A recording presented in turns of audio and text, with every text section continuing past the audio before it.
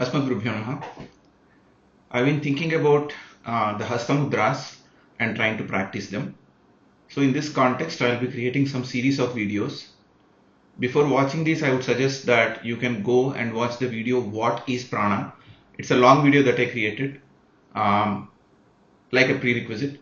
But you can start with these also. I'll try to keep these short.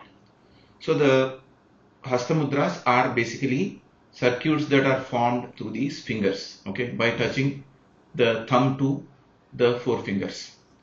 So before going into these mudras, let us try to understand how these mudras operate. They form circuits, as we say, and then the circuits are basically affecting the different chakras in the body, or they're affecting or manipulating the different elements in the body in a right way.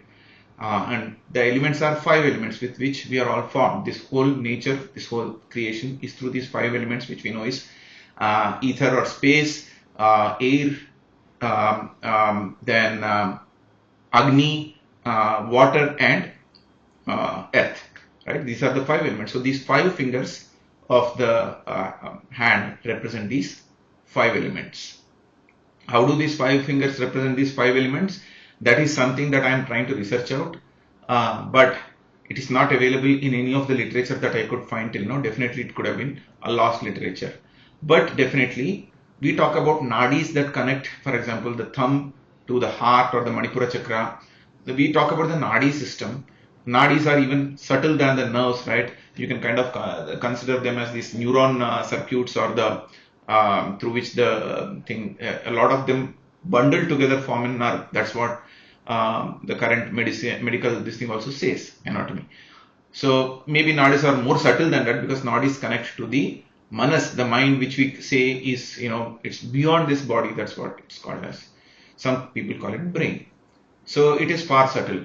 So there are nadis, or I would say that are connecting these endings of these fingertips to the respective chakras, which control the various elements. So the lowest chakra is the Mooladhara, is earth. Then the next one is water. Then the Manipura is I think it's fire.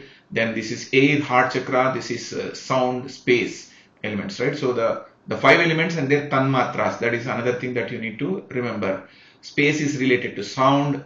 Air is related to touch, because you can feel the touch. Then space, I already told it is related to sound. Then air, then fire. Fire is something that you can see, it defines a form.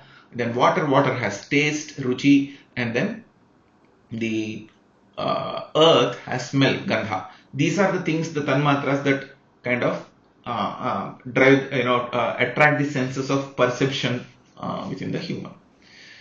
So this question about, for example, when you're doing yoga or you're doing shavasana, they say that that your thumb, let it touch the floor. If you're lying like this, let the thumb touch the floor. Then you can actually feel an opening in the heart, as basically through this. When you lie like this and then rotate your hand like this, right? So like this, is that the thumb touches the floor. You can actually feel when you're lying down that it is connecting to the heart or this Manipura area. That's one way to perceive one of those things. And even in the Chinese philosophy, there is anatomy. They call them as meridians, maybe what we call as nadis, and they basically talk about these connectivities between the tips of these fingers and to the various elements of this particular thing. So that aspect of how each finger represents one of the elements is something that I'll try to research further. But remember that the thumb represents fire, index finger the air, middle finger the space, the ring finger the earth, and the small finger the water element. Now, before understanding mudras, as I said, we need to understand the 5 elements and how this whole creation occurred, right? It starts from, that is where we need to start. That is the source, right? We always need to start with the source, right? And that is the best way to learn things. So our Vedas say that the whole creation, this whole thing that you see today in this form, was basically engulfed into all the souls, all the and the whole Prakriti was all kept inside like a seed in the womb of the Almighty. And then during, he thought to create, and then he brought out everything, right?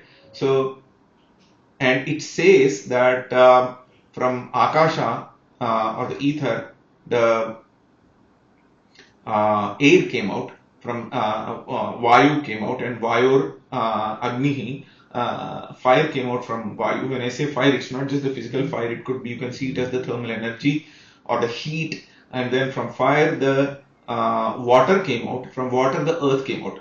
So it looks like, how can water, earth come out of water? How can water come out of fire? How can air? This relationship is very important for us to understand, because later on these mudras basically enhance one of the elements or manipulate the elements in a different way through the relationships between these elements. So that is why this is important to understand.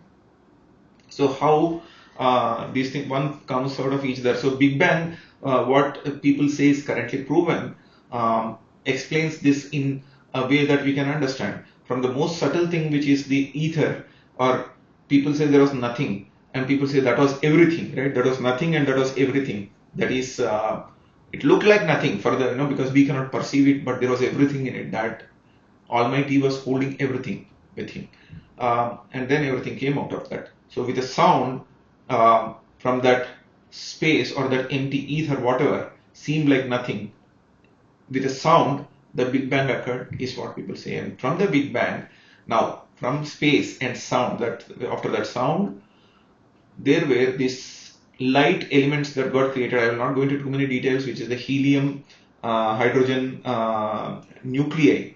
Basically the protons, even before that, the protons, neutrons and quarks and some elements came up.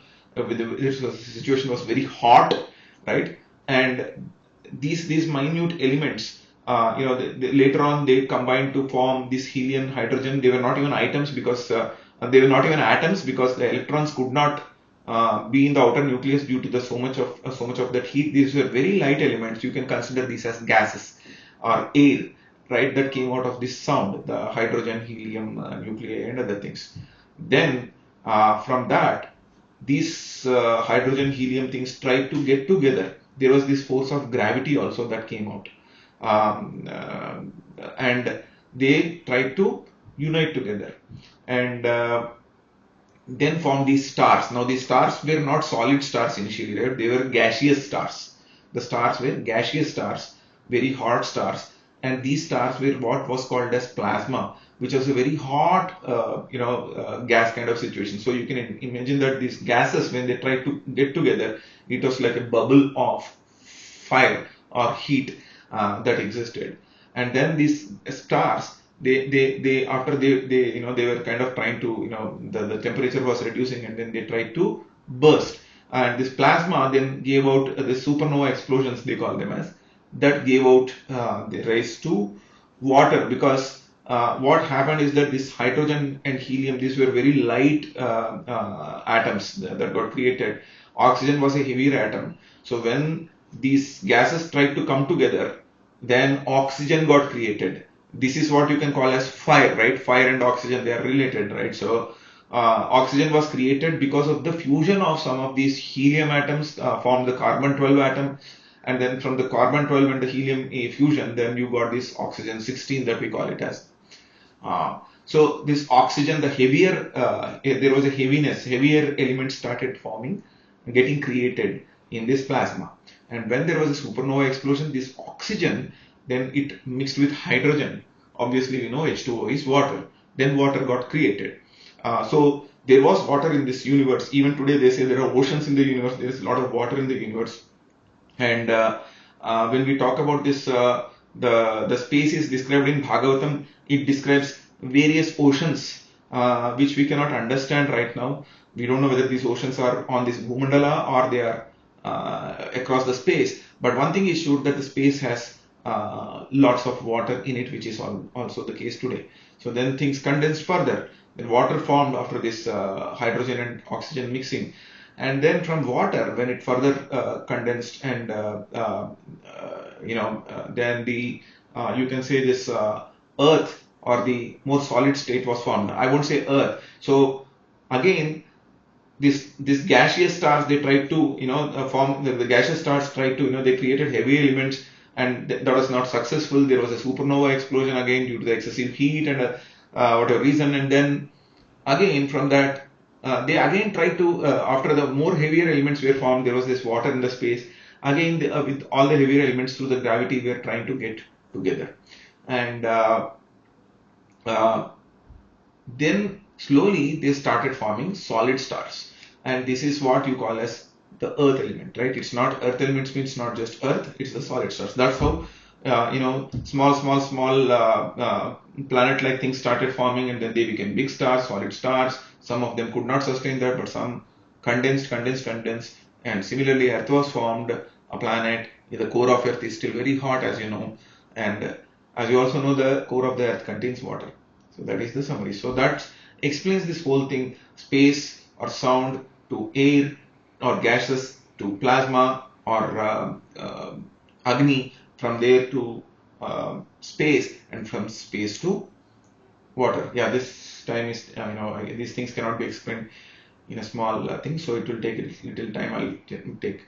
So this is matching with what our scriptures have told way back, right? And what was before Big Bang? These people currently do not know, but that also we have explained. If somebody wants to go through that, believe that that's there. Then also our scriptures say that they reverse this order of the Panchabhutas, right? So they say that from water, fire came later on somewhere, and then similarly from earth, something else came, because these are all related. These are all elements are related. From water, how can fire come up? This question is so, because the thing is there is a concept called Panchikarna. So you can, that is or three so what Paramatma did is, during creation, if you say water, it's not just water, it has the other elements of it also. Like it has some part of equal amounts of let's say 50% is water, then remaining 50% is divided into, it has the air element, the earth element, the space element, and the other element, I forget, fire element, right? That is there in water. So water contains that. So water can produce it under certain conditions. It can produce fire. If you heat it, water can become vapors, vapors become air, air can have friction between it, it can cause fire. Similarly, earth has all these elements, and earth can also so you've seen this molten lava. And even by that, if you take our digestive system, we call these as digestive juices, but what are they? We call them as the gastric fire. But is there really a fire here? It is the hot juices, right? So what are those juices? They are nothing but water or fluids, but they are actually treated as fire. Our blood that is there, that is going through, that is also one kind of a liquid. That is also treated as Rudhira. That's also called as a fire. Rudhiragni, they call it as, right? My blood is boiling. What do you mean by blood boiling? So all of those things. So this is important to understand, that from one the other can come, right? So the core of earth contains water, they say, and then it can always. So when you take out the water element of the earth, what remains is ashes, and then there is vapor created, and from vapor you can always there is fire that is created, and one can induce the other. Fire can heat things, fire can actually solve things, solids, and create more water, because it can extract water out of earth, right? Fire can create water, which you already know, and these are the relationships. So this is something that we need to remember when forming mudras. Now let us talk about the basics of mudras. So maybe I'll try to cover this in the next video, because this is already close to 15 minutes and it's difficult to grasp things more than that. Asmad Gurubhyo Namah, Srimati Ramanujaaya.